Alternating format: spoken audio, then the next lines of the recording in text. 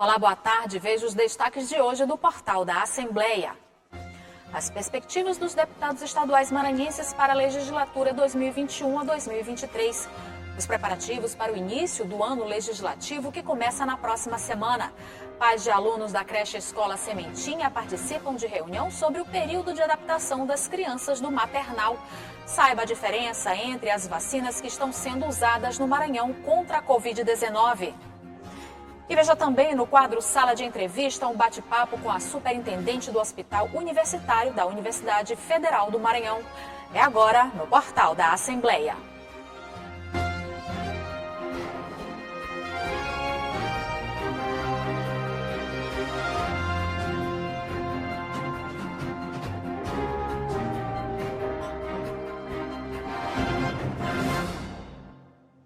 Na próxima semana, o Legislativo maranhense vai dar início aos trabalhos da 19ª legislatura. Durante esta semana, você está revendo as ações desenvolvidas pelos parlamentares maranhenses em 2020. Hoje você vai ver as perspectivas do Legislativo para a legislatura de fevereiro de 2021 a fevereiro de 2023.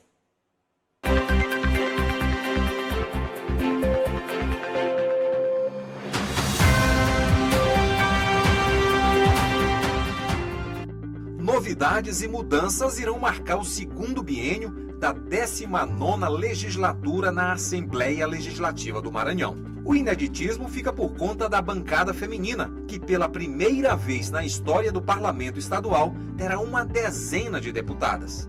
Haverá ainda algumas alterações na composição da mesa diretora. O presidente Otelino Neto, reeleito para mais 2 mandatos à frente da mesa diretora, falou sobre as perspectivas para o novo ano legislativo. Nós temos a convicção de que será um ano novamente de muito trabalho. Nós enfrentamos um momento que em vários estados houve uma elevação dos índices de contaminação pelo coronavírus. O Maranhão, embora não tenha aumentado o número de óbitos, mas as autoridades públicas já estão olhando com preocupação esse cenário. A Assembleia, nós estaremos sempre atentos, embora confiantes com a chegada da vacina, mas ainda numa quantidade aquém daquilo que é necessário. A Assembleia vai estar, como sempre esteve, pronta para ser parceira, né, nesta grande mobilização que é necessária para que possamos, o mais rápido possível, superar essa luta contra o coronavírus. Com a posse das deputadas Socorro Joaquim e Betel Gomes, em cerimônia realizada no início deste ano, a representatividade das mulheres cresceu no Poder Legislativo.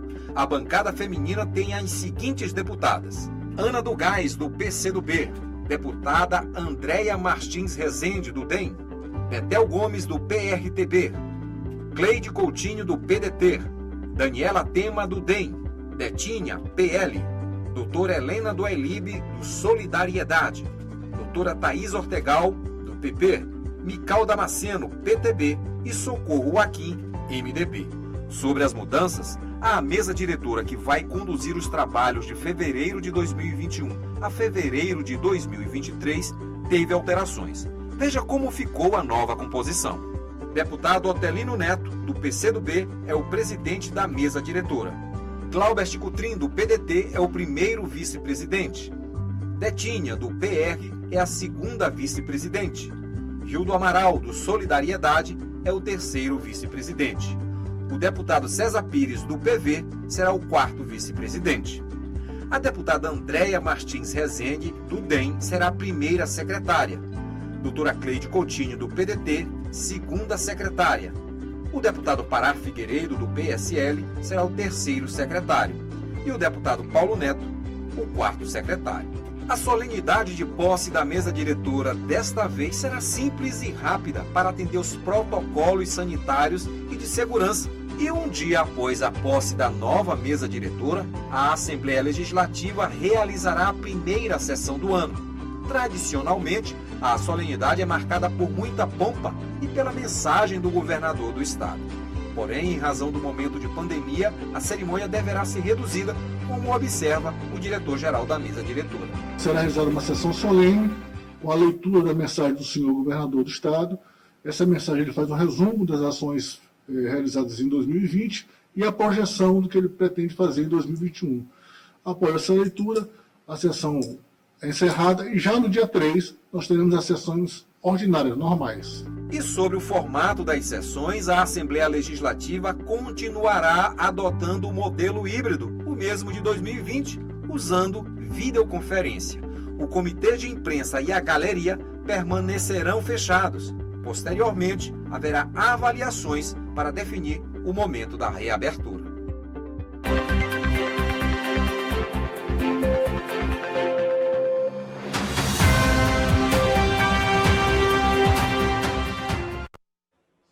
E já no início da próxima semana haverá a posse da mesa diretora e a abertura dos trabalhos.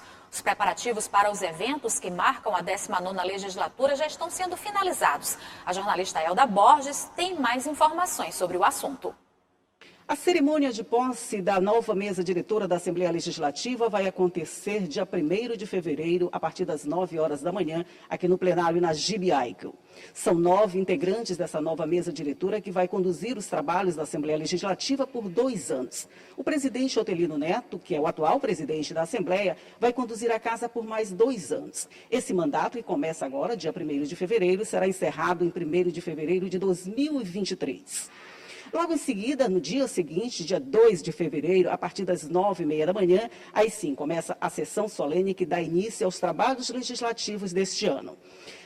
Para essa solenidade estão convocadas autoridades, representantes de diversos poderes e terá toda aquela cerimônia que a gente já está acostumado, com revistas da tropa, com chegada do governador ou do representante do governo do Estado, que deve fazer o balanço das atividades do Estado durante esse período todo. E ela será um pouquinho mais longa. Enquanto a primeira deve ter uma duração de 40 minutos, mais ou menos, no dia 1º, essa segunda será um pouco mais longa, com a participação de todos os deputados e convidados dentro do plenário da Assembleia. Mas mesmo assim, com esses convidados e com todo esse ritual, toda a solenidade vai respeitar os protocolos de segurança sanitários por causa da Covid-19. E toda essa cerimônia, toda essa festa será transmitida ao vivo pela TV Assembleia e também em tempo real pelas nossas redes sociais. Você pode acompanhar tudo pela TV Assembleia, canal 9.2 e também pela TVN, canal 17. Só lembrando que a TV Assembleia transmite ao vivo a posse da mesa diretora na segunda-feira a partir das 8h45 da manhã e a solenidade de abertura dos trabalhos do Legislativo na terça-feira a partir das 8h20 da manhã. Os pais dos alunos do maternal da creche Escola Sementinha, mantida pelo GEDEMA, grupo de esposas dos deputados, participaram de uma reunião com a direção da creche para informar como será o ano legislativo. Como será o ano letivo, que começa na próxima segunda-feira. Além do período de adaptação, é necessário também garantir os cuidados com o cumprimento dos protocolos sanitários. Desta vez, a reunião da diretoria da creche Escola Sementinha foi com os pais dos alunos do Maternal 1 e 2. É que as aulas começam na próxima segunda-feira e foi preciso comunicar aos responsáveis sobre como vai se dar o ano letivo de 2021, ainda mais por conta da pandemia da Covid-19. A creche Escola Sementinha está se organizando.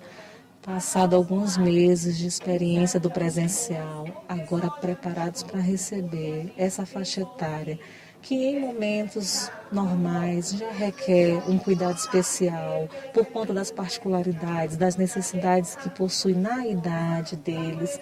Então nós estamos sim preparados com os aspectos de biossegurança, estruturando o nosso espaço de sala de aula para que eles sejam felizes, estejam seguros e aprendendo conosco. São 24 alunos matriculados no Maternal 1 e mais 32 no Maternal 2.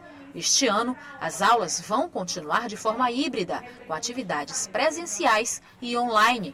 Nas próximas 3 semanas, a equipe trabalha com o processo de adaptação dos alunos que têm entre 2 e 3 anos de idade. Para os nossos alunos menores de 2 e 3 anos, nós estaremos fazendo os encontros online, com a durabilidade menor do que os nossos alunos maiores, mas com intencionalidade pedagógica também, para que na semana que eles não estiverem na escola, eles tenham esse contato com a escola, com a educação, com o ensino, com as professoras, com os outros amigos, que é muito importante.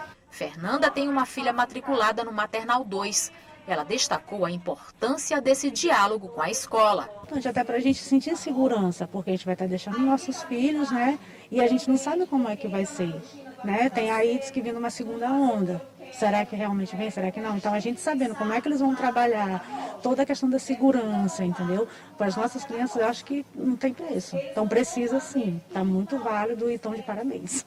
Mesmo com a pandemia, Claudenilson afirma que tem confiança nos cuidados que a creche escola Sementinha tem com as crianças. É uma grande importância a gente ter essa conversa com a escola, porque é onde a gente tira nossas dúvidas e eles passam confiança diante do momento que estamos atravessando, né? Então é muito importante essa reunião que está acontecendo aqui hoje com a escola. E veja no próximo bloco a diferença entre as vacinas que estão sendo usadas no Maranhão contra a Covid-19. E o depoimento de quem recebeu a vacina contra a Covid-19 renovou a dose de esperança. O portal volta já.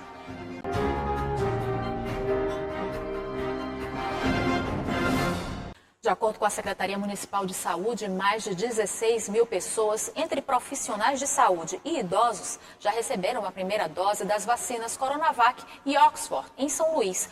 Apesar de terem a mesma função, as vacinas são diferentes. Saiba quais são as principais diferenças dessas vacinas na reportagem de Ismael Gama e João Oliveira. A Secretaria de Saúde de São Luís permanece cumprindo o calendário de vacinação contra a Covid-19 determinado pelo Ministério da Saúde. Mais de 16 mil pessoas, entre profissionais de saúde que atuam na linha de frente contra a Covid-19 e idosos com mais de 60 anos, foram imunizados na capital com as vacinas Coronavac, da Sinovac, e a Oxford, da AstraZeneca. Basicamente, a diferença é o seguinte: a Coronavac, que é feita pelo Instituto Butantan, ela tem a primeira dose de aplicação e a segunda dose é feita 3 semanas após, 3 semanas.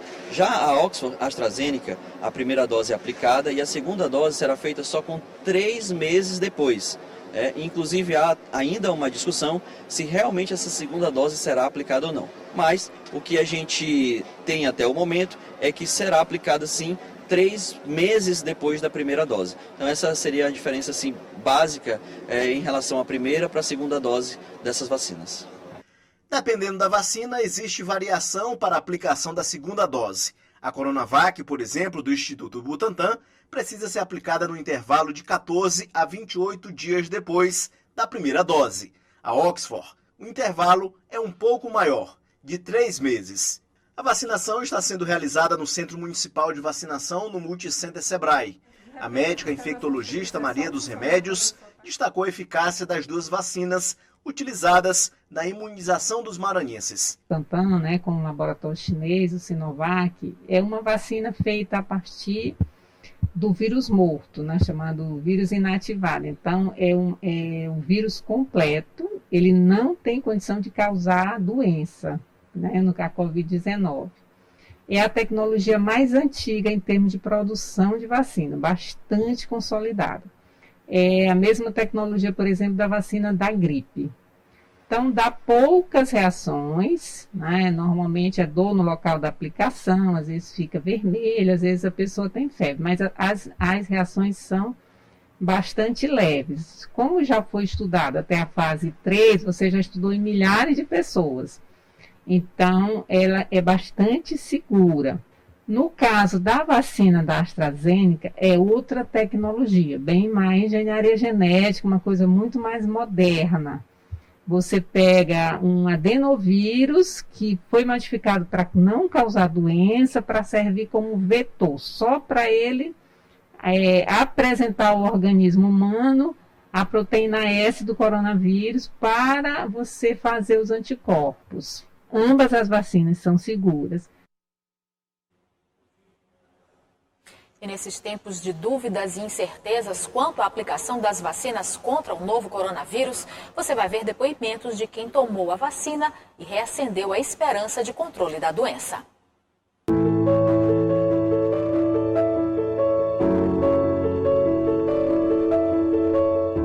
Meu nome é Tainá Martins Rocha Macieira, tenho 33 anos, casada, 2 filhas, enfermeira há 12 anos.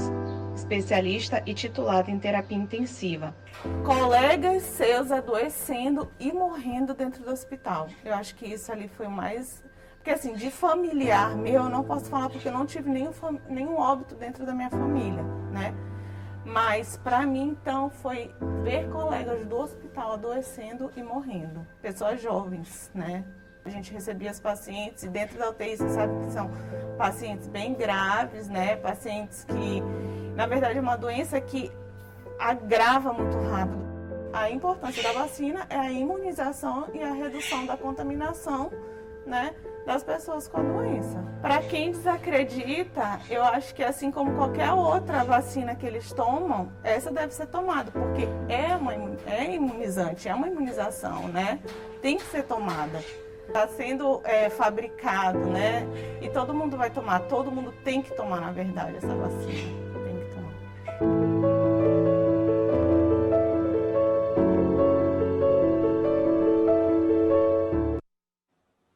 E veja no próximo bloco, no quadro Sala de Entrevista, um bate-papo com a superintendente do Hospital Universitário, Joyce Lages. É logo após o intervalo.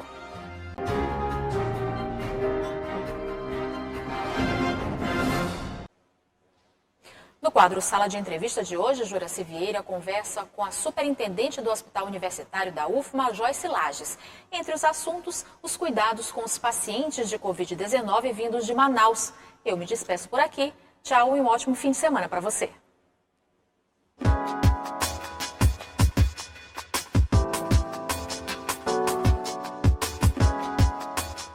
Olá, boa tarde, seja bem-vindo ao quadro Sala de Entrevista aqui na TV Assembleia. E hoje a gente vai falar sobre solidariedade e o combate a esta pandemia, a Covid-19, que assola a população maranhense, brasileira e mundial. Mas recentemente um gesto de amor e de solidariedade marcaram o trabalho que já é feito aqui no estado do Maranhão a nível nacional. A situação dos nossos irmãos manauaras estavam com problemas de leito, problemas de internação e até de oxigênio, que virou um grande drama a nível nacional. Quem não se compadeceu com aquelas cenas terríveis que nós acompanhamos pela televisão, pelo rádio e também pelos portais? O Hospital Universitário do Estado do Maranhão, que mostrou referência no trabalho no ano de 2020, naquela fase mais aguda, inclusive, colocando leitos à disposição do Estado, do município, de toda a população do Estado do Maranhão, ele ofereceu também as suas instalações, o seu acolhimento para 39 pacientes que vieram do estado do Amazonas, da capital Manaus. E sobre este tema nós vamos conversar muito mais aqui com a superintendente do Hospital Universitário do Estado do Maranhão, HU-UFMA, a doutora Joyce Santos Lages. Antes de mais nada, dizer que é um prazer, é uma satisfação sempre receber a senhora aqui na TV Assembleia. A satisfação é nossa, a gente agradece a oportunidade do Hospital Universitário mostrar, porque a sociedade já está realmente visualizando o que o Hospital Universitário tem feito nessas últimas semanas, né, os últimos 15 dias, em relação aos pacientes que vieram de Manaus para serem atendidos aqui no Maranhão. Eu falei, doutora Joyce, num gesto de solidariedade e de amor, né? Sim, sim. Justamente porque a gente viu o drama na televisão, sim, sim, dos nossos irmãos manauaras, foram 39 pacientes. Como é que foi esse acolhimento a esses pacientes? O Hospital Universitário, ele aderiu a uma estratégia do governo federal. Toda essa campanha, ela é capitaneada pelo Ministério da Educação, o Ministério da Saúde, o Ministério da Educação. Ele teve que aportar os seus hospitais universitários. E o que acontece? O hospital mais próximo, com melhor logística, é o Hospital do Maranhão. Também pelo seu tamanho, pelo seu porte. Nós ofertamos 40 leitos e recebemos 39 pacientes. Então, outros hospitais da rede MEC também receberam pacientes, como foi o caso do Piauí, do Alagoas, Distrito Federal. Então, toda a rede do Ministério da Educação, ela também teve que trabalhar do ponto de vista de colocar à disposição desses pacientes infraestrutura, recursos humanos para poder atendê-los e amenizar um sofrimento que foi colocado para todos verem. Eu acho que no início da pandemia, no ano passado, a gente viu cenas semelhantes na Europa. Então, na Itália, exatamente. Então, aquilo foi algo que comoveu todo mundo e não deixou de comover os brasileiros o que está acontecendo em Manaus. E que nos sirva de lição, que nos sirva de aprendizado o que aconteceu lá, porque nós precisamos manter as medidas sanitárias necessárias para que a gente não venha sofrer problemas semelhantes. Em que estado chegaram esses pacientes, né, advindos de Manaus? O que é que nós temos? Eles tentaram fazer uma triagem dos pacientes mais estáveis, entretanto, ao serem admitidos e tomografados, parte deles tinha um comprometimento de 70% a 90% do seu pulmão. Então, não sabemos se é em função da cepa. Eu não posso dizer que os pacientes que nós admitimos têm a cepa que foi encontrada em Manaus. Nós podemos dizer sim que eles têm Covid. E se nós também indagamos se não foi o tempo de estarem dentro de uma unidade sem assistência devida. Sem o devido tratamento, exatamente, né? Legal. E isso tenha feito uma gravidade do quadro deles. Então, há uma dúvida nesse sentido, se eles estavam com uma outra cepa, ou seja, uma outra linhagem, exato, é muito falado, exato. E que hoje Manaus passa a ser estudada também a nível internacional, sim, porque sim. o Reino Unido e outros países entendem que esta cepa já é encontrada em outros locais do mundo, sim, sim. Ou se foi a própria situação de uma falta de estrutura que todos nós estamos vendo acontecer lá em Manaus. Né? Exato, exato. Então esse é um ponto que também se questiona, e aí a gente é muito confortável no sentido de colocar, porque a gente viu que, embora o sentimento de solidariedade, também houve o sentimento de temor. Mas esses pacientes vêm de Manaus e essa cepa vai contaminar aqui o Maranhão. Então, o que a gente tem para colocar? Esses pacientes, eles foram transportados de maneira segura, com toda a proteção devida. Nós, pessoalmente, fomos para o aeroporto para recebê-lo e ver quais eram as medidas que tinham sido adotadas. Eles saíram de uma aeronave com toda a segurança, com todo o controle. A gente viu ali várias ambulâncias, inclusive, para receber. Então, o que acontece? Todas as medidas protetivas foram tomadas. Então, eles foram transferidos do aeroporto para o hospital universitário. Dentro do hospital universitário, eles estão com protocolos assegurados, áreas isoladas. Não há risco de disseminação. Olha, eu não posso dizer não há risco. Eu acho que seria talvez não verdadeiro de minha parte, mas o que eu quero dizer é que todas as medidas foram tomadas. Aonde que a gente enxerga o risco? A gente acha o risco no assintomático que está circulando de um lugar para outro, entrando e saindo dos aeroportos, as viagens que são feitas de barco, essa coisa toda. Aí sim, aí há risco sim. Naquele que você não sabe, quando eu sei o que você tem, eu sei quais são as medidas que eu tenho que tomar. E a gente sabe disso. O profissional da área da saúde hoje, ele já passou pela curva de aprendizado de quais são as medidas protetivas que ele tem que ter com o paciente de Covid. Qual é a melhor terapêutica, qual é a melhor abordagem. Então, ano passado, nos serviu de grande aprendizado. Então, eu digo para você, aonde eu me preocupo mais é em quem está circulando e que é assintomático. Por isso é que a gente diz que o distanciamento social, a evitar a aglomeração é necessário, máscara, né? Exato, porque a gente está vivendo uma situação de uma doença que depende de mim, mas também depende do outro. É o meu comportamento social, é a minha empatia, é eu deixar de ser um pouco egoísta. Eu preciso fazer uma festa de aniversário, mas eu posso fazer ela depois. Porque quantas pessoas já choraram depois de festas de aniversário? É verdade. Então, assim, tem tantas lições que o mundo está mostrando para a gente, mas a gente não está percebendo isso. E que a doença nos ensina, né? Essa é uma doença que eu digo, é a mais democrática possível.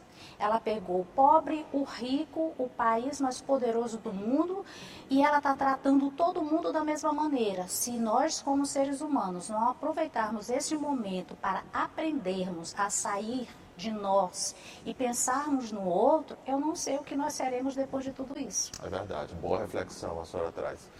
Dos 39 pacientes, 21 já tiveram alta?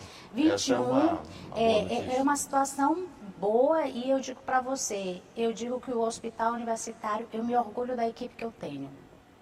Você precisava ver, a gente fez a primeira, quando foi startado todo esse processo, eu tinha que receber os pacientes em uma noite e aí não houve logística de voo para trazê-los e quando a gente foi comunicar isso para a equipe chorou. Porque a equipe via as imagens lá e aí, poxa, mas eles não vêm, então assim, eu tive gente chorando, entende? E aí alguém vai perguntar, mas vocês também não choram pelos maranhenses? Sim. Claro, né? Claro. E aí o que eu quero colocar, hoje a gente não está enxergando a bandeira Maranhão, bandeira do Piauí, bandeira de Manaus. A gente enxerga uma bandeira, somos todos brasileiros. O ser humano, né? O ser humano, exato. Isso que a gente tem que enxergar. E aí vem outro questionamento, a vocês receberam os pacientes de Manaus e não receberam os pacientes de São Luís. Desde setembro do ano passado, o Hospital Universitário não atende mais Covid. Porque todos sabem que o hospital é um departamento da universidade. E nós temos um número grande de alunos. Então, além de cuidar dos pacientes, a gente tem que dar conta dos alunos. Ah, mas os alunos... fazer residência, né? Exatamente. E o SUS precisa desses profissionais formados. Então, agora em março, nós precisamos entregar à sociedade já um número significante de especialistas. Isso para nós é importante. Mas é bom dizer também que na fase aguda foram disponibilizados os leitos e uma equipe que, graças a Deus, teve uma atuação referencial, Sim, inclusive sim. a nível de Brasil, na recuperação de pessoas acometidas da Covid, no momento em que ninguém sabia o certo o que era o Covid, se havia alguma estratégia para poder combatê-lo, que remédio que não tem, Exato. qual era a eficácia deste ou daquele medicamento. Perfeito. E a equipe trabalhou muito bem. Não, né? e nesse momento agora, a gente já tem o plano de contingência, porque a gente sabe que a taxa de ocupação dos leitos de UTI, eles estão aumentando. Nós já conversamos com o secretário de saúde, a gente já está pedindo credenciamento de leito, nós só pedimos um tempo. Então, a partir do dia 25 de fevereiro, por que dia 25 de fevereiro? Porque nós vínhamos acompanhando os números do Estado, porque a universidade ela tem um comitê, e eu digo para vocês que é um comitê de altíssimo nível, e aí eu posso destacar inclusive o nome do professor Antônio Augusto e da professora Rosângela Cipriano, que é infectologista. São dois grandes profissionais. Exato. Para mim, eu acho que assim, no Maranhão, com respeito a todos, mas é em quem o hospital universitário se sustenta para suas tomadas Doutora de decisões. Joyce, o tempo urge e a gente precisa finalizar, mas eu precisava saber da senhora o seguinte, tendo em vista esse know-how que hoje o hospital universitário tem, inclusive é uma das referências de atendimento no Brasil, Sim. pesquisa inclusive feita com usuários do Sistema Único de Saúde, usuários do hospital universitário. Nós estamos vivendo uma segunda onda, já declarada, inclusive, Sim. pela Secretaria de Saúde do Estado do Maranhão. Se houver necessidade desses leitos voltarem a funcionar, dessa equipe que foi montada agora com mais de 100 profissionais, estará à disposição? Eu digo para vocês, se o hospital universitário fez bem ano passado, ele vai fazer melhor. Opa, que legal. Porque o que é que nós temos hoje? Durante esse período, o hospital, no local que ele atendeu os pacientes do Covid ano passado, a gente contratou uma empresa, que é essa empresa aí de São Paulo, é a mesma que fez todo o sistema de pressão positiva do Hospital Sírio-Libanês, a gente está colocando no hospital universitário, não em um quarto, a gente está colocando em todos os quartos que os pacientes serão atendidos. Nós fizemos aquisições de itens que no primeiro momento nós não tínhamos utilizado na abordagem terapêutica. Então, o hospital universitário, ele nesse momento, ele está fazendo toda a sua logística para poder passar por este momento. Muitíssimo obrigado pela presença, parabéns pelo trabalho e que sigamos, né? Exato, eu agradeço em nome do Hospital Universitário, em nome da Empresa Brasileira de Serviços Hospitalares, que hoje gerencia toda a rede de hospitais do Ministério da Educação, e não poderia ser diferente agradecer à Universidade Federal do Maranhão, que é a minha casa. Eu agradeço a compreensão da sociedade, que entende o momento que nós vivemos. Eu agradeço vocês que sempre nos acolhem com muita diplomacia, isso é muito bom, é bom vir aqui, é bom falar com vocês. E agradeço à equipe do Hospital Universitário. Eu jamais posso falar do Hospital Universitário sem agradecer a equipe que eu tenho. Porque o Hospital Universitário não são os equipamentos, o Hospital Universitário não são as suas paredes. O professor Natalino, ele tem uma fala que eu não esqueço: a melhor e a maior tecnologia é humana. E eu acho que a gente tem uma tecnologia humana muito preciosa naquela casa. E tenho certeza que não só lá, porque os que são formados na Universidade Federal do Maranhão, eles estão aí, no estado inteiro. Então, meu agradecimento. Muito obrigado. E eu fico por aqui com o portal da TV Assembleia. Até a próxima, gente.